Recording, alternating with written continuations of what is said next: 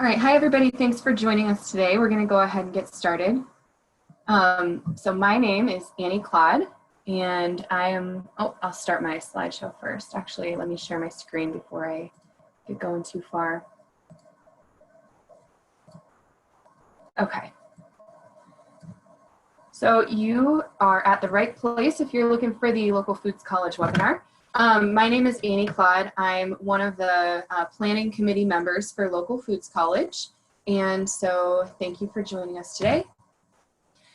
All right, so we have been doing the Local Foods College series for a long time, but this is part of a special series that we've put together in response to the unfolding COVID-19 pandemic.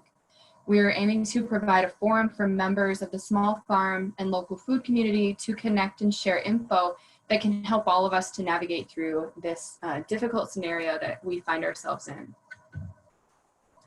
Our speaker today is Rachael Armstrong. So Rachael is the founder and the executive director of Farm Commons. Ms. Armstrong took the organization from an idea to a nationwide leader in farm law education. Now she leads delivery of dozens of webinars and workshops for thousands of farmers and builds the organization's innovative approach to farm law risk reduction.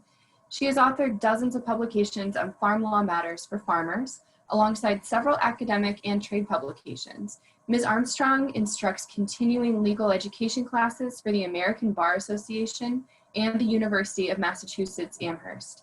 A graduate of the University of Denver Stern College of Law and the University of Wisconsin-Madison. She lives in northern Minnesota with her husband, 4-year-old son, and twin preschoolers. So welcome to Rachael Armstrong, and I'm going to stop sharing my screen now, Rachael, so that you can share your screen. Sounds good. And the good news is that the 4-year-old and twin preschoolers are out on a walk. So we can hope that we won't hear the screaming, but you know how it goes these days. Their presence may become known at some point. Don't worry, all is well. My husband's taking care of it. So yeah, Farm Commons, here we are. We do the social things. You can find us on the onlines. There we are. I'm going to cover farm employment concerns during COVID-19. Selected issues. It's certainly not a comprehensive survey of every farm employment concern during COVID-19. Ask your questions. I will let you know if I am able to help you with other issues not covered here. I try to select some issues that issues that might be relevant right now, that you might be experiencing, things that are obligations, and also things that are opportunities to help farm businesses move forward at this time. If you aren't familiar, we're a 501c3 nonprofit organization. Our mission is to empower farmers to resolve their own legal vulnerabilities within a community of support. The ways in which we do that, leadership development. We really believe that, that the best solutions for communities are the ones that come from within those communities. So we help make sure that farmers themselves understand the laws that affect them and how to reduce risk and do that leadership development in communities to see that change happen. We also do workshops. We produce a lot of print guides and tutorials, all available at our website. We also provide technical support to farm educators and farm organizations that are interested in how the law affects small direct-to-consumer operations. You got my bio. I'm Rachael Armstrong, joining you from Duluth. My background has always been in farming and food system development related things. Except for 6 months as a wetland ecologist, it's all I've ever done, and it's what I love. I went to law school because I saw a need for better legal information that helped farmers move forward, and here we are today. Relative to the legal aspects of COVID-19 and how it affects farms, we have a number of resources that we've distributed and are developing. Check our podcast channel. That's where we're doing a lot of recent updates and things like that on a wide variety of issues. We have print and video-based resources at our website. For example, our most recent webinar was on unemployment insurance coverage for farmers and ranchers in the United States, how they can file now for unemployment benefits and use that to help keep the farm going. Next week, we're doing refreshed webinars on the Paycheck Protection Program opportunity and EIDL, which stands for Economic Injury Disaster Loan Programs. Assuming all goes well, the House passes the bill and President Trump signs it, which should be on deck for tomorrow. We will have more money in the PPP and EIDL systems, and those are going to be powerful opportunities for farmers to get relief at this time. I'll cover them at the very end of my webinar presentation here. So the first thing we're going to start with in terms of employment law issues in COVID, we're going to talk about some federal laws that have recently been passed that mandate sick leave. So so there's no confusion about obligations. And then, of course, I'll have some statements that confuse your obligations, because that's usually how the law works. So starting with the clarity. If your worker has COVID-19 or is experiencing symptoms and is seeking a diagnosis, or a family member has COVID-19 or is experiencing symptoms and seeking a diagnosis, if COVID-19 is a reality for one of your workers, you are obligated to provide up to 2 weeks of paid sick leave at their regular rate of pay. So this is a federal law in a little law called the Families First Coronavirus Response Act, and it does apply to farms. Let's say your worker isn't sick. COVID-19 is not present in their house or in their family, but they have children. And like so many of us, their children are not in school and their child care provider has been shut down voluntarily or involuntarily. If that is the case and your worker is not able to work and must remain at home to care for those children, farms are obligated to provide up to 2 weeks of paid sick leave at 2/3 of the regular rate of pay for that worker.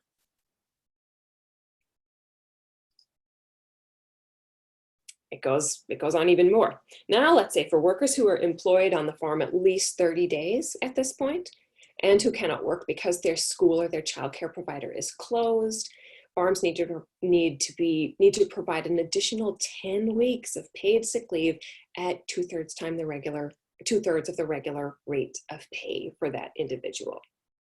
Now, there are upward caps of the amount paid per day under these. Farm workers are generally not paid that much, so we probably don't need to worry about that. Total sick leave paid is capped at $10,000. So there is an upper limit here if your workers are paid amply. But of course, there's exceptions. There are really big exceptions that you could drive a bus through. And so let's talk about some of those. Except you don't have to provide this paid sick leave due to COVID-19 if the employee can telework. If it is possible to do that job through remote, through distance means, then the employee is obligated to keep working for that time. Now, for the most part, that applies to that 10 additional weeks of leave to care for a child who is at home.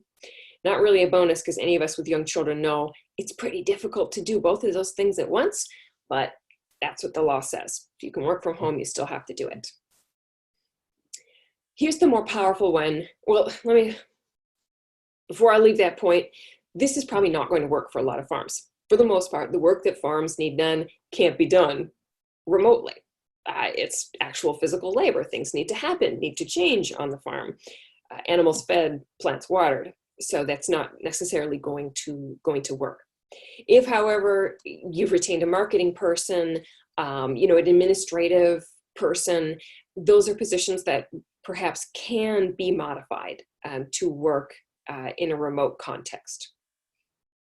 If that is your situation and you're looking at what telework requires, you may need to dive a little bit deeper into the federal regulation to see exactly, well, how is telework defined? Okay, can they come in once a week? Of course, there are more rules. If you think that applies to you, I can get you the website where you can learn more about that. Now let's say you have 50 employees or fewer, as most firms do, I would say. And sick leave, this amount of sick leave jeopardizes your business. In that case, yes, you may be excused from compliance. You may not be obligated to provide those 2 weeks of paid sick time plus the 10 weeks of additional leave for folks whose children are out of school. What does that mean? What does it mean that offering that sick leave could jeopardize your business? It means one of three things. Number one, that person may have special skills or knowledge that if you did not have that available to your business, that you would really be in jeopardy. In that case, you may not have to provide the sick leave. The second reason, if doing so, if providing this paid sick leave will cause your expenses to exceed your revenues, such that you won't be able to pay your bills, then the law also says you can be excused.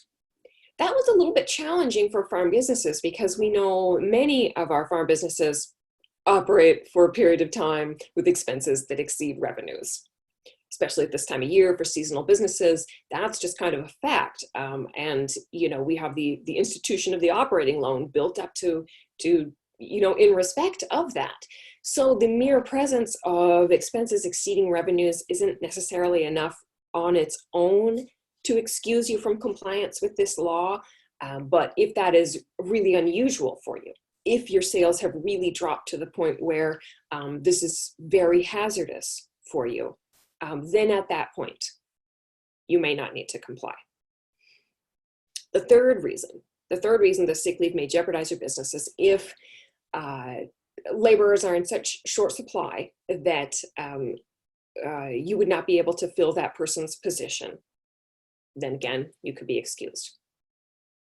So farms do have a lot of leeway to not comply with the mandatory sick leave obligations of the Family First Act.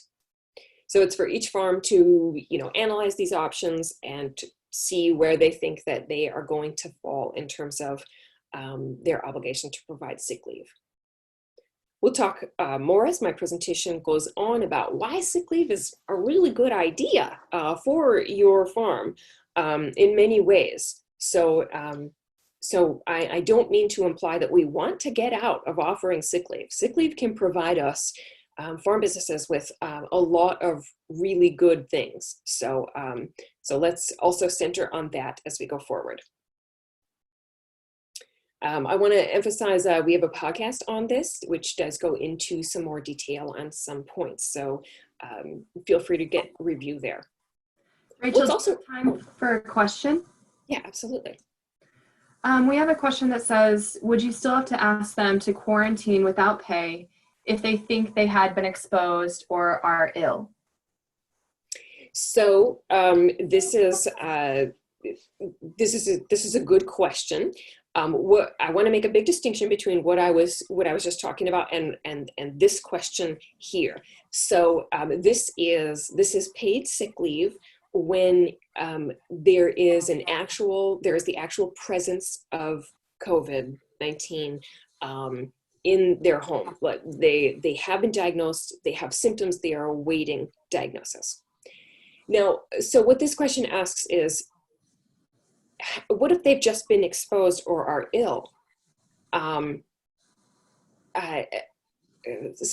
the question is, would you still have to ask them to quarantine without pay if they've been exposed or are ill? Well, number one, no one is expecting you to ask anyone to quarantine.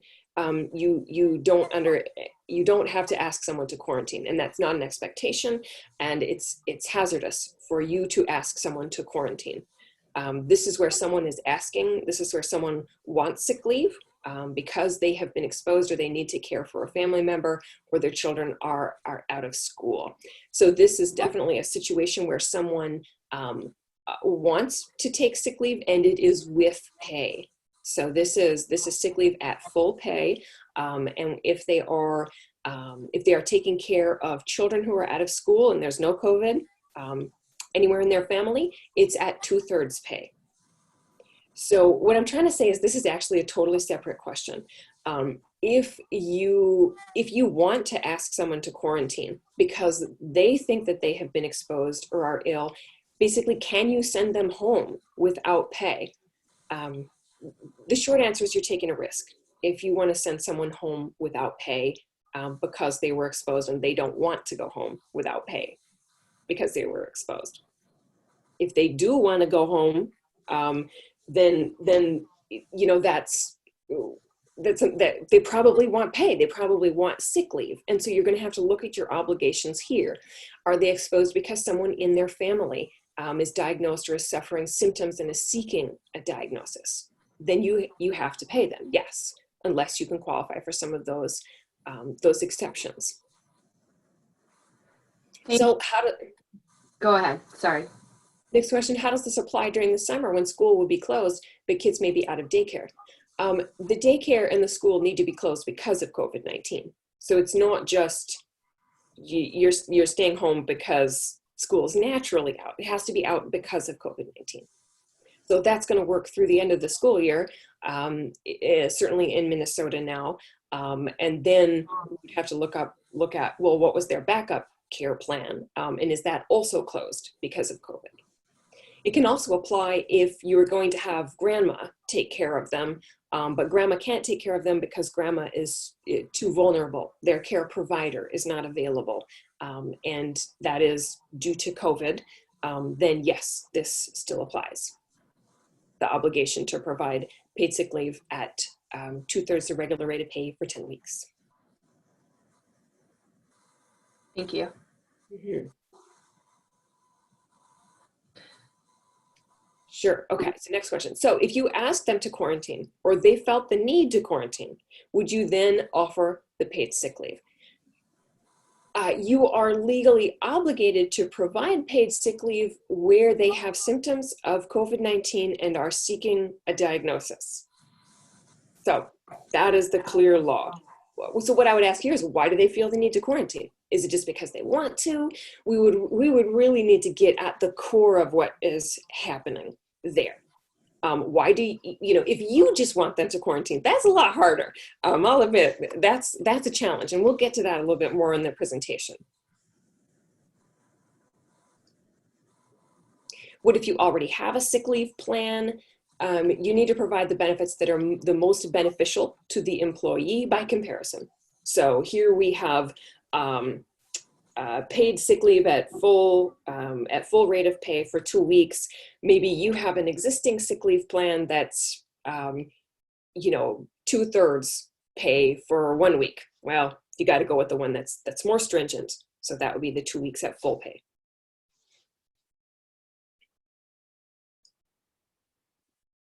I'm going to skip ahead since there's a lot of enthusiasm for this subject. We'll go back to H2A. Let's say you have what I call the coughing employee. So someone's coughing. You're concerned. Like, why are they coughing? Number one, are they sick? Are they going to get me sick? Let's say that I feel comfortable that that cough doesn't seem extraordinarily dry. They're not acting feverish, but maybe I have a customer facing, part of my business. Maybe I am still going to the farmer's market, or maybe I am making deliveries to the grocery store, and I'm concerned that they're coughing, although I don't think they have COVID and they don't think they have COVID. It just kind of looks bad. That's a reality. You just, kind of looks bad to cough these days. What do you do? What if we don't want to say that, it's not, we don't really think they have COVID? Can you send them home? You can. But your best bet is to provide pay. We don't know if they have COVID. They might. Are they going to go to the doctor tomorrow? Maybe they will, maybe they won't. You know what I was just saying. Someone who is showing symptoms and is seeking a diagnosis is eligible for that paid sick leave. So you're covering your butt if you provide paid leave. That's helping you stay on the safe side. You may have an argument that, look, they really don't have COVID. I'm pretty sure of that. They're pretty sure of that. They're not seeking a diagnosis. If you're confident of that, yes, you could send them home and not provide pay. But you just, you don't want to be surprised the next day that they actually do. The other thing is that providing sick leave does encourage people to stay home. We know that a lot of folks that are able to transmit COVID-19 are not showing symptoms. So if someone is, there certainly is reason for caution. It may be a better situation for you, your fellow coworkers, if you have sick leave that encourages people to stay home when they're coughing, even if it's just a cold. So we're putting in that plug there for sick leave as a way to just kind of keep yourself safe and keep your employees well, no matter the exact type of disease. Okay, can you request that someone stay home for 2 weeks and not give them pay? Like, you feel that, let me give you an example. So you're friends with an employee on Facebook and you see that they went to, a rousing bonfire party last night on some neighboring farm, and there was 24 people there, and they claimed to social distance, but you saw the pictures on Facebook and nobody was social distancing, and you're concerned. You think, hey, I don't want to bring that onto my property. Maybe my kids or my mother or my, whoever can get sick. And maybe you proactively say, I don't agree with what you just did. I need you to stay home for 2 weeks. From a legal perspective, what you did at that point is you did fire them. You did let them go. That can have some legal implications that we'll get to, but we have to center on what the law sees as happening there. Anytime you tell someone, don't come into work, well, you let them go. So that means they could file for unemployment. That is not normally a problem for a lot of farm businesses because farm businesses aren't paying into the unemployment system, so their workers are not eligible for unemployment benefits. So usually that's not really the case, or not really a negative impact to a farm. Let's focus on the discrimination issue. If you see that one employee over Facebook went to a party and you tell them to stay home, you need to do that for everybody.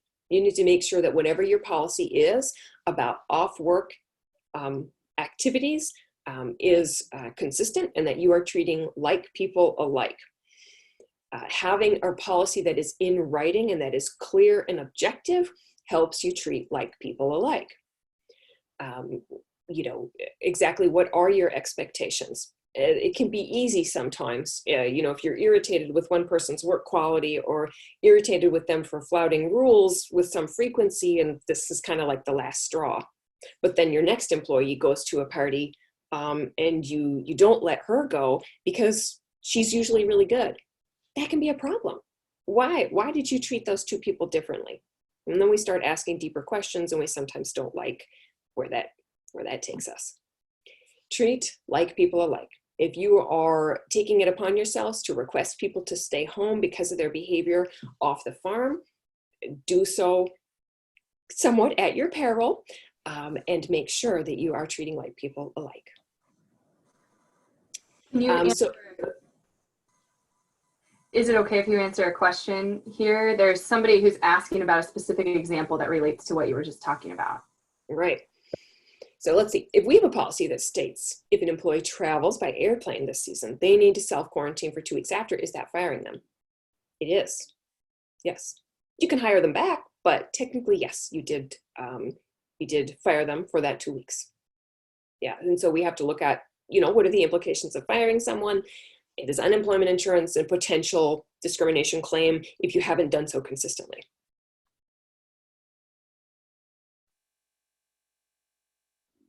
All right.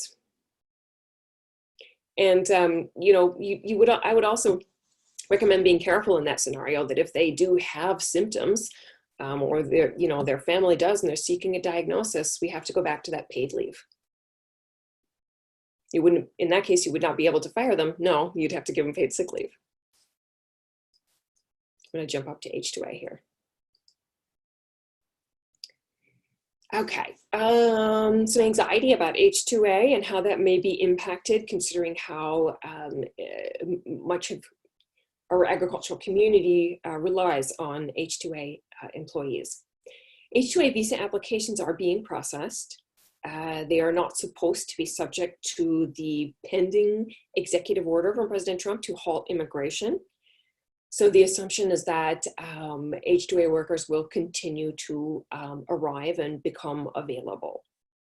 Existing H-2A workers currently in the United States under an H-2A visa are also going to be allowed to stay beyond the 3-year maximum at this point. It's also going to become easier, I think this was as of 2 days ago, to hire workers already with H-2A status in the United States.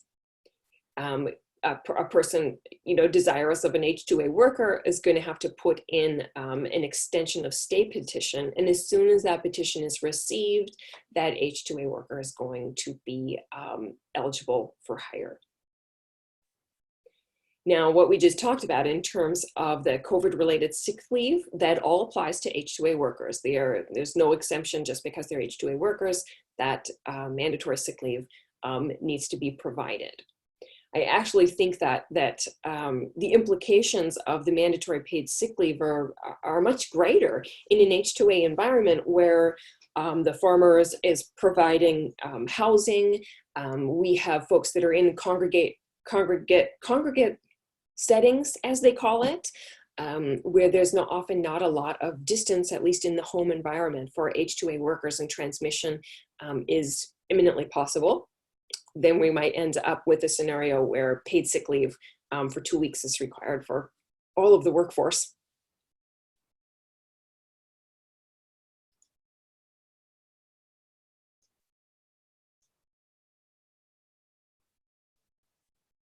Transitioning to a bit of our financial support section.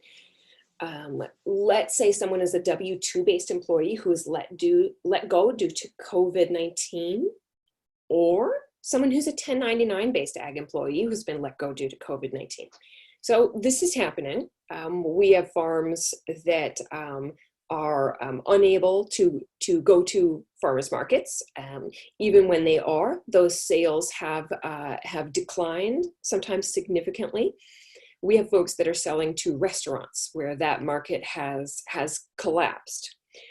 Farms are being forced to let go employees who were supporting those aspects of their operations, or to downsize in general. So in that case, those folks are being let go for reasons directly related to COVID-19. Those markets have collapsed, and it's a direct result of restaurants being shut down and of concern about congregating at places like farmers markets. So even where the farmers market hasn't been closed down, nobody's coming that is directly related to COVID-19. In these cases, W-2 employees and 1099 based employees may apply for unemployment benefits under the PUA program. PUA stands for Pandemic Unemployment Assistance. It's a special flavor of unemployment insurance benefits. It is supported by federal law. It's 100% backed by the federal government to pay those benefits. And what's really unique is that it's being extended to 1099 based employees, which has never been the case in the past. Unemployment has always been restricted to W-2 based employees. Those are the ones that, for which the funding for the bulk of the unemployment insurance program comes from. So that's a new part about it. Okay. Let me see. I'll take a break to answer the question that came up, and then we'll continue with financial support and unemployment insurance. So let's see. Related to that, if the recommendation from the government is non-essential travel, and the employee does travel for personal reasons, it seems like if they expose themselves and get sick and we have to pay them, it feels a little confusing to me how to communicate to employees about how they're social distancing. Does that make sense? It does. I absolutely get your circumstances. If someone is flouting official recommendations and is flouting a stay-at-home order and exposes themselves and gets sick, yes, this does require that you provide paid sick leave. uh, uh, yeah.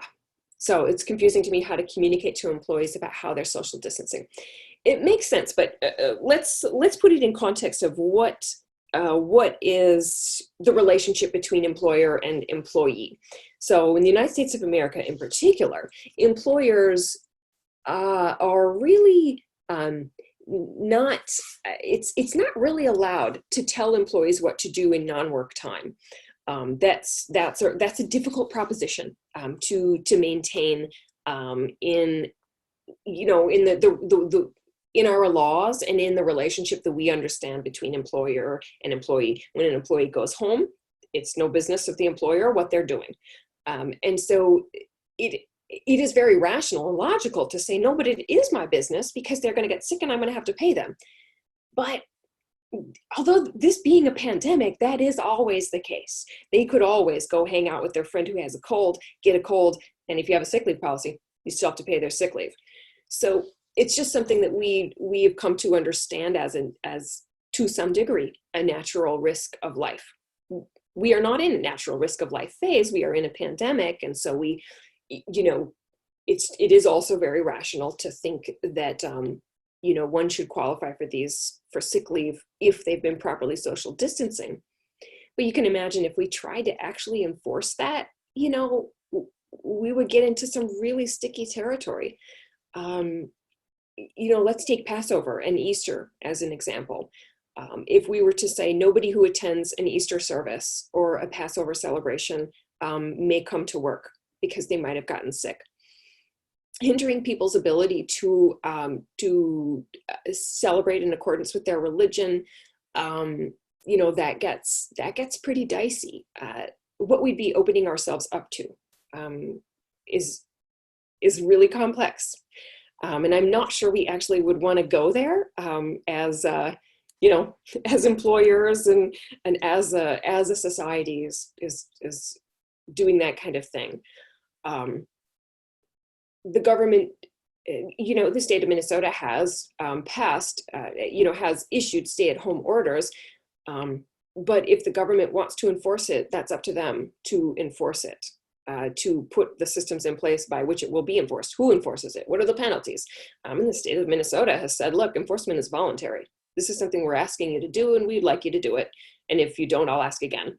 So, you know, we have as a society also said, we're not jailing people for going out to do their own thing. And so, yeah, it's a long series of decisions. I'm not trying to justify it in any way, but just to say these are the factors that are under consideration when we are trying to manage an unprecedented situation, for sure. Okay. So another question. At some point, either now or after the presentation, would it be possible to return to the up to 10-week rule with regards to taking care of kids? 2 weeks sick leave makes sense, but 10 weeks paid leave for a small fruit or vegetable farm with only a couple of employees to begin with is a lot. I'm curious to hear more about when paid leave beyond the basic 2-week sick time applies and when it doesn't. All right, so it applies to employees who have been with you for 30 days or more. And then after that, it is a maximum of $10,000 total paid out in sick leave. You can, in this case, require that they take any earned sick leave or vacation time. Actually, I'm not entirely certain about that. I know that you can require them to take any earned sick time that they already have, so you can cancel out their whole, you know, sick leave account before that happens. And I believe you can also ask them to take their earned vacation, if they have any, before that 10 weeks kicks in. It absolutely is a lot. And there are two things to mitigate the impact on you. Number one, if this is, like we said, you have the out in terms of will this, I'm scrolling up in my slides for anyone who's joining by phone. If this jeopardizes your business as a going concern, and that's the legal phrase, jeopardizes your business as a going concern, you are excused from compliance. What does that mean? I can't pay my bills if I do this. My revenue has dropped too much. I can't continue to do this. It means this person is really specialized. I couldn't possibly find anyone else to do this job. Then in that case, you are excused from it. Did I miss this part about the dollar per dollar tax credit against payroll tax to offset the costs?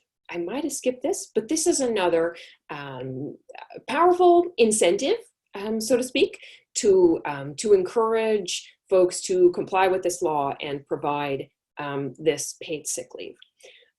For paid sick leave that you are providing under this law, so it's directly related to COVID-19, you can take a dollar per dollar tax credit against your payroll taxes to offset the costs. So you paid out $5,000 in paid sick leave, you get a $5,000 tax credit against your payroll tax. So you really do come out even in that case. Now, tax credits, they take logistics to get, and then you still had work that was left undone on your farm. So I don't want to say it's a total wash. It is not, but it is to further make it possible for you to provide the sick leave.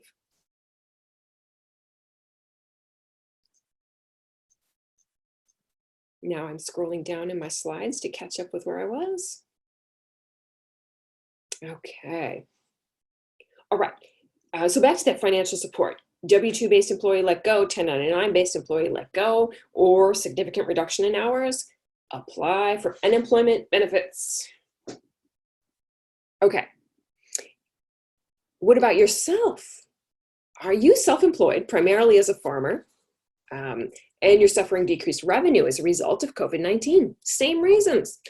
Farmers market sales are dropped or they're non-existent. Your restaurant sales have collapsed. Any number of other things that might be happening as a result of COVID-19. You as a self-employed individual, as long as your income is primarily from that self-employment, you are also eligible for unemployment benefits under the PUA program.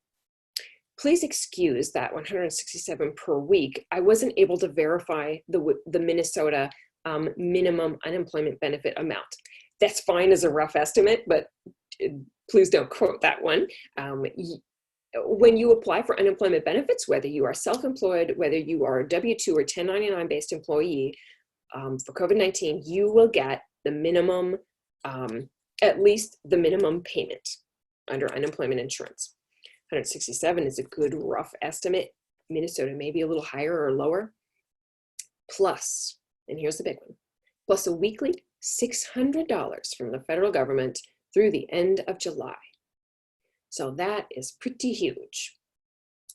So if you are unfamiliar with how unemployment insurance works, first you submit your claim. You say, look, state of Minnesota, the state of Minnesota has a really nice guide actually for filing as a self-employed individual. So you go through the really nice guide that they have that tells you how to file under the PUA program, and you get your claim established. Then you get into the system, and every week you file that week's claim. You say, look, here's the decreased amount of work that I was able to do because of COVID. Once again, I was not able to attend, the farmers market, etc. And then they pay you if you are if your claim meets the requirements that week, that baseline amount plus the $600. Now let's say, sure, your farmers market and your restaurant sales have collapsed, but you are very busy adapting, moving to a CSA model, trying to make up your sales in other avenues. As that picks up steam, as you start to bring in more income from your diversification efforts, every week you're going to report that back to the state of Minnesota and say, well, look, this week I was more successful. I've earned this extra money. I picked up a grocery account, whatever the case is, and then your benefit goes down to compensate. So there is a fair amount of paperwork involved to file those weekly claims, but the payoff can be pretty good. So I would suggest making sure that your employees know that this opportunity is available to them, and keep it in mind for yourself. I think it's super powerful for flower farmers who are really seeing their business devastated because of weddings and canceled events and things like that. This is a powerful opportunity to still be able to put food on the table. Are you a farmer who's worried about making payroll now or in the future? Apply for a Paycheck Protection Program forgivable loan. We do have a previous webinar that you can listen to see how the program works. But what happened is that program ran out of money, and we've been waiting for Congress and the president to reappropriate funds to this is called the PPP or P3 program. That should happen today and tomorrow. That bill should be signed into law, and we anticipate that application system will be open again next week. So go for the PPP program and get that forgivable loan. You can get the loan for up to 2.5 times your monthly payroll. And you can use that for employees who are taking sick leave. Of course, you can use it for employees who are not taking sick leave, who are just working, doing their job with you, but it's a good security blanket. That loan is forgivable if you use it at least 75% on payroll. And the remaining 25% can be used on 3 things: mortgage interest, rent, and utilities. If you comply with that, it is forgivable. So all the details are in our recorded webinar, and we're hosting another one next Wednesday. I'm checking my calendar. Next Wednesday at 3 p.m. Central. I'm sorry, I have not distributed registration yet, but it's coming. Consider applying for an economic injury disaster loan. Assuming this legislation goes through as planned today and tomorrow, this program will also be refunded and farmers will be eligible to apply. The last funding round for this is called the EIDL program. Farmers were specifically excluded due to some hard work and some lobbying that has been fixed this time. This involves an emergency advance of $10,000 that does not have to be repaid. So again, there are some powerful opportunities available to help make farmers whole, to help make sure they're able to keep their staff on payroll, to pay their sick leave, and if they are ultimately unable, to go to the unemployment insurance program to continue paying the bills and putting food on the table. My last note for you is about volunteers. Can a for-profit farm take on volunteer workers when labor is in short supply? The answer is there is no exception during a global pandemic even from the regular rule that volunteers at a for-profit business are employees and all employment laws apply. So that hasn't changed. And that's what I got for you. Thank you.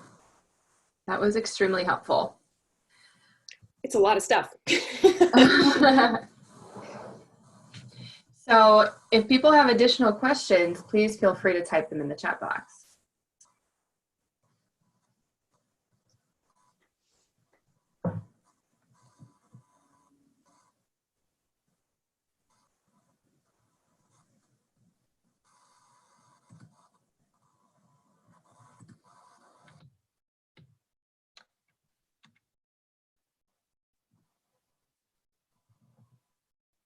Okay, sure, good question. Can you talk more about the ramifications for a farm if they asked an employee to stay home for 2 weeks because they might be sick, or did some risky things like attend a party, did some plane travel, and they did not pay that person? They are in essence firing them for 2 weeks. What does that open them up to? A lawsuit? What sort of guidance should we offer farmers here? Just to pay whenever they can? Anything else? Okay, so let's talk three broad risks of firing someone for 2 weeks. Your first risk is unemployment insurance. So here's what normally happens in non-pandemic times when someone is fired for 2 weeks. That person can then go to the unemployment office and say, I have been let go and I would like to file a claim for unemployment insurance. If they were let go through no fault of their own, which this may be because employers are restricted in their ability to mandate the non-working time behaviors of their employees, it might not be their fault that they went to a party. They're allowed to go to a party. So that claim could be approved. What that means is that the farm's unemployment insurance rate will go up. A lot of farms want to avoid that. Once your employees utilize the unemployment insurance system, your rate rises. It can get quite high if this is something that happens frequently. It can go as high as 10%. So this is concerning to farms that pay into unemployment insurance because they're already in a situation where they're having to let people go simply because the work is seasonal. The law is designed to try and prevent seasonal employment. So it's the ramifications are an increasing tax rate. Now that applies to farms that are obligated to pay into the unemployment insurance system. For the most part, that's if you have, in Minnesota, 4 or more employees on 20 or more days. Let me get you the specific rule right here. So it's about keeping the tax rate low. The farm employed 4 or more farm workers during at least some part of the day during any 20 or more weeks of the current or previous year. In that case, or the farm paid cash wages of $20,000 or more. These are kind of technical. I can send you a guide to look that up. Your tax rate will go up. The other problem, the other ramification is the potential for a discrimination lawsuit. Anytime anyone fires someone, we're concerned, is there a discrimination claim that could be made there? There is in this case if we are not firing all people for 2 weeks that do anything risky, like go to a party or go on a plane. If we are treating like people alike and we have a clear policy and that policy is aligned with the law, it doesn't overreach in terms of your ability to control the off-farm activities of your employees, then it may not be discriminatory, and so you are just fine. Risk number 3, they actually have COVID. If they do actually have COVID, then you're obligated under the Families First Act to provide 2 weeks of paid sick leave. So should they go to the doctor and get that diagnosis, which admittedly is a little difficult in the state of Minnesota right now, but let's say that they're seeking it, even though they're not eligible, you potentially are obligated under the Families First Act. So in situations here where we're not quite sure if you're going too far in terms of mandating off work time, if what you're doing is, if they actually have COVID. In situations where we don't know, the risk adverse position is to provide pay. That protects the farm because in the face of uncertainty, at least they're not going to get in trouble because they're going that extra mile. So what sort of guidance can you offer to farmers? The risk adverse approach is to provide paid sick leave. That isn't to say you're going to absolutely get in trouble if you don't. It's just that you might. And it's up to each farmer to assess those risks for himself and herself and decide what is right for them. A question, what if your farm is exempt from paying into unemployment? Yes, under normal conditions, many farms are exempt from paying into unemployment, and under normal conditions, that prevents an employee who is let go from drawing on those benefits. This situation is unique in that if they're being let go for pandemic-related reasons, employees and employers can still get benefits, even though the farm is not paying into the system.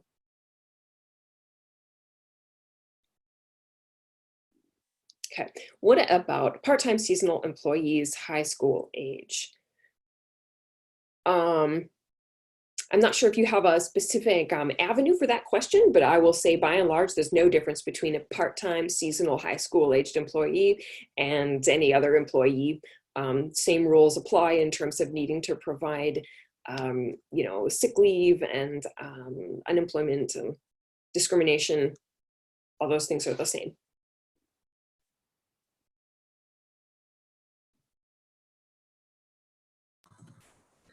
All right, we're almost at an hour. This has been tremendously helpful. People can still type in questions. I'm just going to bring up our couple of exit slides while you type your last few questions.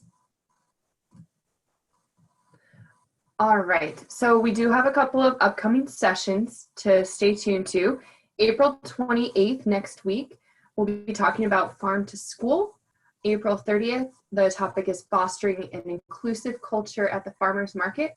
Rachel, you mentioned another webinar that you have coming up, or maybe it was 2 webinars. Do you have the dates for those? Yes, next Wednesday, we are covering economic injury disaster loans for farmers and eligibility.